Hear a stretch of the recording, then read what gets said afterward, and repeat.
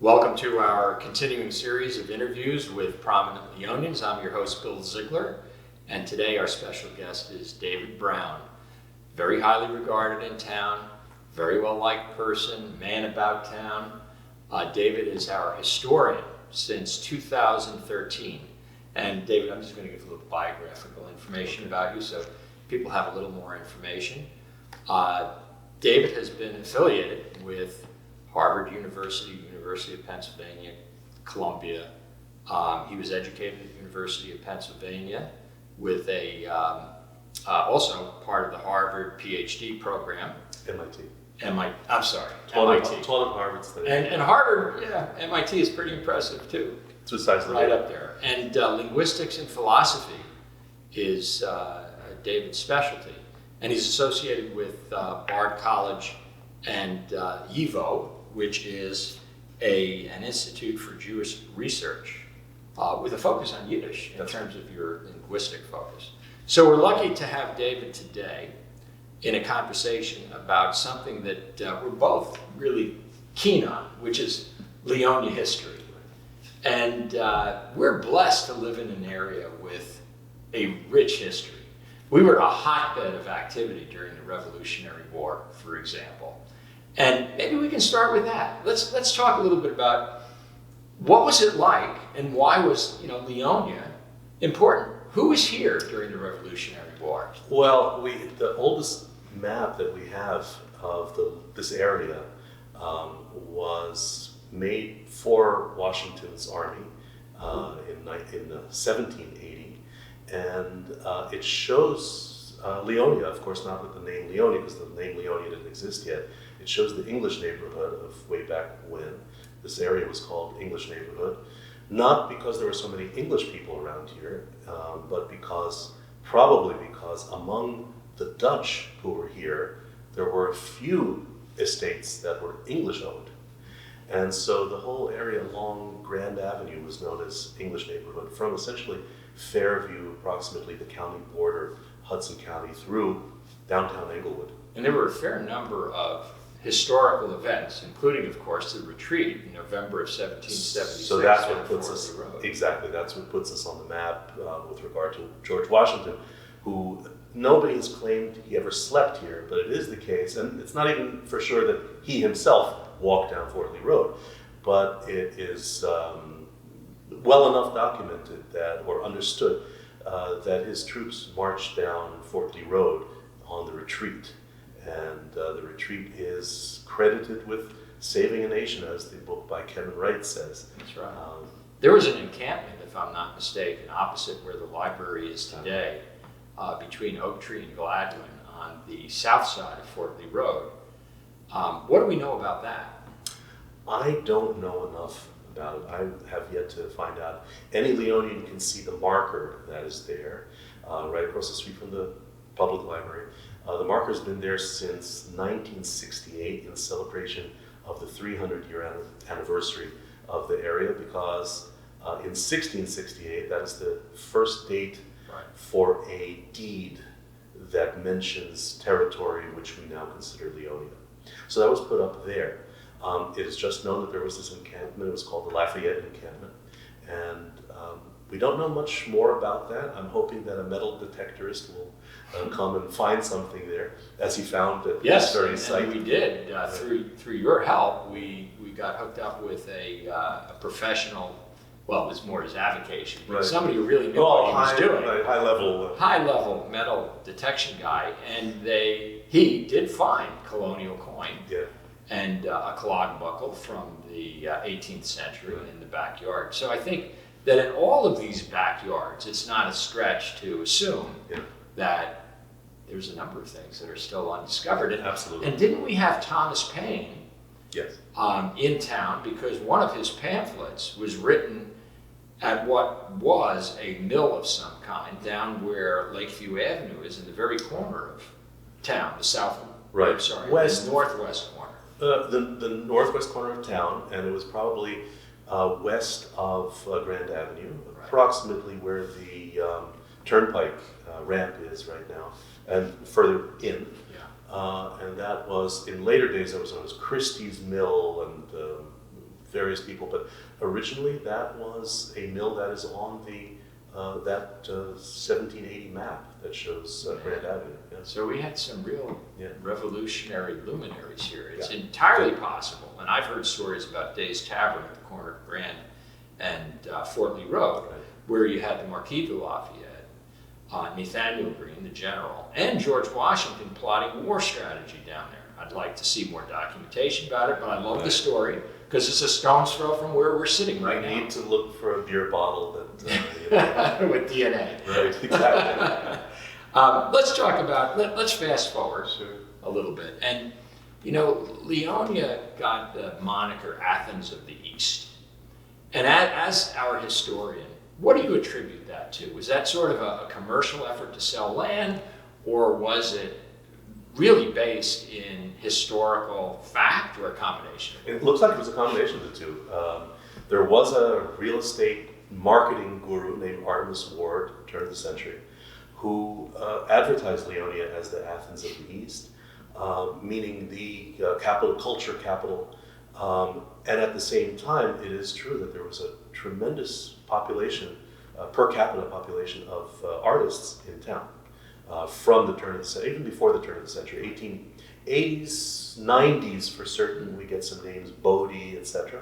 And turn of the century, and then through this very day, of course, but the height was in the teens, 20s, 30s, when there was an art show going on all the time, when there was a school of illustration, when there were National Academy of Art, of artists, artists living here, and bringing other artists to join them and to work in their studios and to study.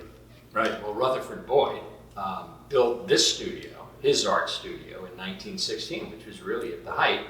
And he was attracted to the area because he was participating in some of those sessions down in the Meadows, which are really cool. Let me just note that I would say that Rutherford Boyd was probably the first historic preservationist, probably of the region, to be honest, and certainly of Leonia, because the fact that he took a 1760 house, and in the same style of the 1760 house, that part of your house, then built a modern studio for his artwork and for the community, but made the studio in the style of the 1760 house, is exactly what modern historic preservationists do. No, I appreciate you pointing that out, and we absolutely love what was done. He's the first. He was. And, you know, I as I grew up in town, and as you grew up in town, because we do have that in common too, I think we all took great pride in the fact that there were 5 Nobel Prize winners from Leonia, New Jersey. Here's a relatively small, mile-square town. Can you talk a little bit about some of the Nobel Prize winners? What stands out for you? Urey and Fermi are the best known. I've more recently discovered Maria Meyer, the second female Nobel Prize winner, who was here in the 1940s. In her house, it was barely known until I discovered the facts in the census just a couple of years ago, that she lived here in the 40s on Poland Boulevard, the first block of Poland Boulevard after Fort Lee Road. And she went on to win the prize, not here in Leonia in the 60s, but that's one of our luminaries. Fermi, talk a little bit about Fermi, because his experiments led to, in part, the Manhattan Project, right, and his relocating from Leonia to Chicago at the request of the government. A little bit about Fermi. I can tell you that essentially the physics department and the chemistry department of Columbia University largely lived here in Leonia. So it's Fermi, it's Urey, it's each bringing the other, Meyer, it's each bringing the other, Meyer's husband, I forget his name. He was also a scientist, but of that grade, working for the government and nuclear, in that direction. Those people were living here. They were commuters going into New York City for their day jobs. And this became a hub, probably not very well known at the time because they hadn't yet gotten their Nobel Prizes. So the town was known as an arts center. And then later, after the fact, with all these Nobel Prizes and World War II and the bomb did we discover that there was all this science going on here in the town, and that it was in the nuclear direction. Absolutely. We were a big part of that. Yes. Big part of that effort. Now, growing up here, it's interesting. Growing up here, we are exposed to all kinds of misnomers and nomers of what actually happened here. So George Washington did not sleep here as far as we know, but as I said, his troops did march down Fortley Road as far as we can tell. Nobody was hanged in your backyard as far as we know, notwithstanding the local myth. That was the story. Right? And Sue's told me also what she heard, a particular tree also on which he was hanged, but that's probably not true. But many of us don't know about the cemetery at the end of town, the north end of town on Broad Avenue. Absolutely. Which is a cemetery which has had a marker on it since the earliest 20s, I don't have the initial date, but at least the 1930s, which says, here were buried slaves. Right. And we've had that up. So there's been a historical consciousness in the town since that early, because mind you, that marker was put up, we renovated it just a couple of years ago, but the marker was put up way back in the 20s or 30s, just about 10 or 15 years after the burial ground was desecrated and the stones marking the dead of the enslaved community of Leonia were removed. Right. So there's been a historical memory of the town also for a very long time. Yes, and I want to talk a little bit about, I did want to talk a little bit about the slave cemetery at the north end of town. We're talking at the corner of Broad and Lakeview, basically. Exactly, yeah. You've done a lot of research on slavery in Leonia. And one of the things that surprised me, and I'd like folks to know on this tape too, it was a relatively high percentage that we estimated of the population were slaves at one time in Leonia. What did you find out about that? Well, what I found out is that marker itself says that 25% of or the old marker before we just reformulated it slightly to make it more precise, the marker said 25% of the population was enslaved.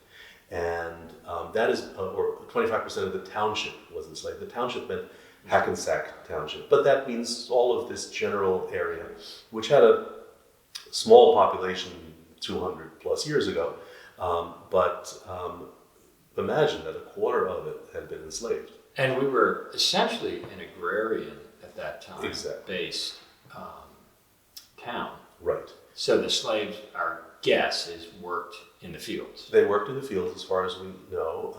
The owners worked in the fields, and the enslaved people worked in the fields. The owners were the estate owners and were the original Dutch and then English, Scottish, etc. settlers who they intermarried with. And there was a big enough population that it was approximately a quarter of them. I think it's important for people to understand that that's in a part of our history too. Yeah, that's New Jersey too. It's not the South, and it's absolutely. not. So there's a misnomer also. Oh, right. The Northeast doesn't have that. Sure does. Sure does. All right. Well, we may talk a little bit more about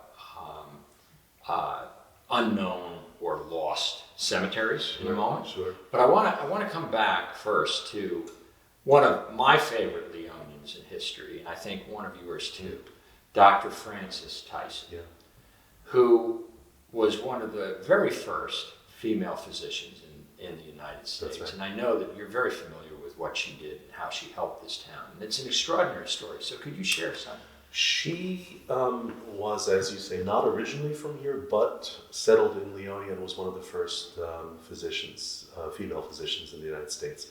She originally did not go to work as a physician, even though she had a degree, because that wasn't proper for her to be doing. Wasn't accepted. But World War I made her services necessary. So while Dr. Wyckoff, the town's doctor, was away at war, and then his boys came back and created the first American Legion for New Jersey, which was our American Legion. On Broad Avenue. Post number 1. It's called Post number 1 because it actually is number 1 in the state. Yeah. He was over there. He was in Europe at war. And Dr. Tyson, who did not go to war because women did not go to the military, ended up being the borough health department. She remained in borough and board of ed roles throughout much of her life. Became a very big benefactor as well. She did the epidemic down. She did a typhus Spring Street. epidemic exactly on Spring Street. Discovered that why people were sick over there. Discovered that was from water that was contaminated on Spring Street. Spring Street is called Spring Street because one can still see a little bit of wetness there to this very day. But once upon a time, it had been more springy, so she discovered that exactly. She then became a benefactor of and a promoter of young women's independence and personal abilities by bringing Girl Scouting to Leonia and funding it through making the land available to what is now the Leonia Senior Center, also known to those of us who remember this term, the Little House.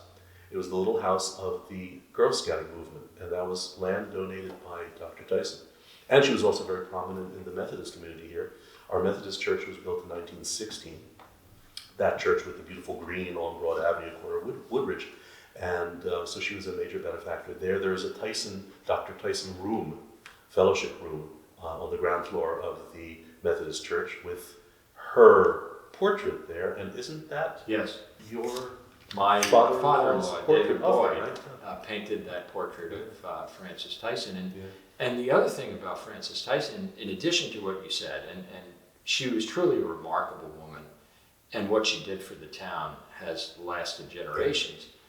She also, with the library, in 1969, when the library was built, she contributed $250,000, which is over $1 million now. So she was thoroughly committed to this community and deserves a special place in our memory. Absolutely. As a result. As you remember, Bill, we had a visitor to the, actually we filmed this, a visitor to Leonia who was 95 or 6 or 7 at the time.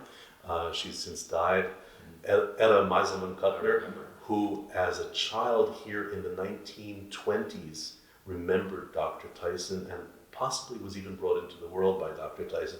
And her mother and family continued a relationship by correspondence Which I with think Dr. is amazing. Tyson And that's for also years. part of Leonia's special character, that we have those connections and they last as long. Speaking of special Leonians, and this is a man, and I think you'll agree, who was integral in ensuring that Leonia survived the 20th century, Mayor Dudley Allen. Why was he important?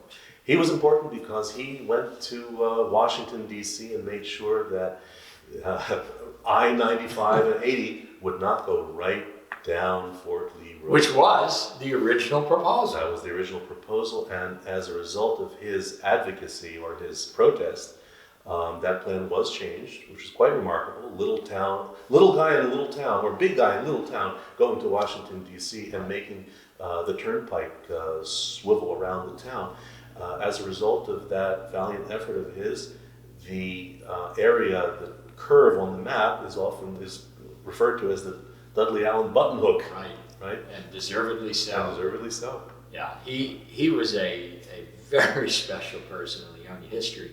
He did other things too, in terms Do you remember of... him at all? Was he still alive in your I time? do, and I met him and spoke to him several times. This goes back to the 80s, the first time I was on the council. But he was a force, he really was. John McCloy. Yeah. This is, here's a war hero extraordinaire. And while I would say, in terms of Leonia, Dudley Allen should have his own postage stamp, John McCloy actually has his own postage stamp. And do you want to say why he earned that? He got the Medal of Honor, the Congressional Medal of Honor for his wartime efforts. I have a mental block against the names of his 2 wars because they're not particular. It was the Spanish-American War and the Boxer Rebellion. And the Boxer Rebellion, exactly. And they're not held in high regard looking back in American history. So he was a hero of those wars that we don't particularly celebrate in retrospect any longer. but he was One brave of- enough to get both of them. One of two, Army folks who received the Medal of Honor twice. One of five, sorry. The one, of I forget the five. number at this point. Right, it's grown, but yeah. But that's Yeah. an extraordinary heroism. And the story I heard is that on the second one in particular, he had defied a direct order in order to save a dozen men from serious injury or death. Mhm. And he was actually in the brig for defying an order when the Medal of Honor was thrown through the bars at him. And he I learned never that he heard didn't that. want- I never heard that before. No, that's really interesting. And what we're trying to do is make sure that we put little snippets out there for people to get interested Right, in, right, right. in Leonia history. We need to find those medals because they Yeah, went missing. they went missing. They were donated to a local church. And Yeah. They went missing, which is really a shame. Yeah. Here's a plug for the Memorial Garden by the current Leonia Police Department. So people in the future who might watch this, this is where the police department used to be versus where it is likely very soon. We're building the new police department now. But that Memorial Garden has a number of bricks to everybody from Chief Oratam through John McCloy, Thomas Ford, who was one of the first Democratic mayors. And can you talk a little bit about... One of the first after a long pause. Because Absolutely. Cornelius Christie, our first mayor, Was- was a Democrat. So That's that a good takes point. us back to 1894. Yeah. Talk about, Leonia is a very democratic town in terms of party Currently, affiliation yeah. currently. In the 40s and the 50s and the 60s, 40s, 50s, 30s, completely different story. Republican, and through the 60s. Through the 60s, Barry Goldwater actually visited Leonia as Wendell part of his- Willkie Yeah. drove through here, and I just recently discovered the date on which he drove through Really? here on a presidential campaign. Yeah. Yeah, right. Yeah. And one of our mayors, former Mayor Cass Daly, he was the treasurer for the Nixon Defense Fund during Watergate. I didn't know that. Yeah. didn't And know I have a that. funny story. We'll That's talk about great. that later. Well, hey, let's remark that we've had a serious funny presidential Excellent. candidate Please. in this town, and that's Marv Kittman. Yes. Marv Kittman, who was a presidential candidate In the 1968. 68, I believe, yeah. We had a presidential candidate. We can put that on the list. And we can interview him next time. No, we can interview him Yeah. next time too. Actually, he is on my list. Oh, wonderful. People that I want, Great. that I want to interview. I think he would be fantastic. Yeah. Now, we said that we were going to talk a little bit about little-known graveyards. You talked about the one, for the slave cemetery. Right. So I have a collection, and the collection keeps growing, oddly. And I forget what the number is up to right now, but there's something like 7 different places where people have been buried throughout history that we have any knowledge of. The primary one includes, a backyard, that type of thing, from way long ago when that wasn't illegal. But we do have a desecrated cemetery right across from here, Yes. which was the Dutch Reform Cemetery, and the years of burials there are the 1840s through the 80s or 90s, I Right. believe. And that's still a vacant lot because the people there are unable to develop that land because it was a cemetery. Right, and there's a sad history of chicanery there, that the property had been sold numerous times. Now it's known, at least by us and by the planning board, zoning board, but numerous times throughout history, the property had been sold with the buyers not knowing that they had bought a cemetery. Right. And unfortunately, there's always been, in recent times, when anybody came up and said, I'd like to sell this off, or I'd like to build on it, there was somebody with enough historical memory on the planning board to be able to say, well, wait a minute, wasn't there a cemetery there originally? And so that's been stopped. Absolutely. What other cemeteries? I know there was one on Hillside. Well, there was one on Hillside that we know about thanks to a 1920 article that was published by the Bergen County Historical Society. And it's a very, very rich history. I would say the earliest history article, some 10 pages or so, chock full of material. Clearly, it's the overview of what was known about Leonia history in 1920. Right. And it mentions that there was a cemetery probably associated with the original church, the original Dutch Reformed church that was on Hillside Avenue. Where on Hillside? Hillside and Grand. Hillside and Grand. Right. So the cemetery, in as much as we know anything about it, that article says that when paving was done, bones were found or something like that. Whether that's true or not, we don't know, but it does stand to reason that across the street from or near the church, which we do know historically from that map, that 1780 map, we know there was a church at Hillside and Grand. So it does stand to reason that there was a cemetery nearby. So that was, but we don't have any marker particularly there. We don't have any evidence nowadays for that, except some reminiscences and the logic of a church having been there, so a cemetery probably having been nearby. But Madonna, the Madonna Cemetery is mostly Leonian. Right. The Madonna Church itself is a Fort Lee address, Right. but the cemetery is more Leonia than Fort Lee. Right. There have been a number, you've now been, and congratulations, 10-year anniversary for you. A couple days from now, I believe. Borough historian, Right, yeah. I think that's remarkable. That's history. It's history. Who are some of the other folks that you would like to mention as a historian who helped make sure that the stories and the perspective made its way into the future? Who made it? Well, okay, so start with Rutherford Boyd. Start with Cornelius Christie, actually. Okay. Cornelius Christie, mayor number 1 of Leonia, 2-term mayor, I believe, was a founder of and either president or vice president in around the turn of the century of the Bergen County Historical Society. So he was already interested in, and that's a society that endures, still active in Hackensack.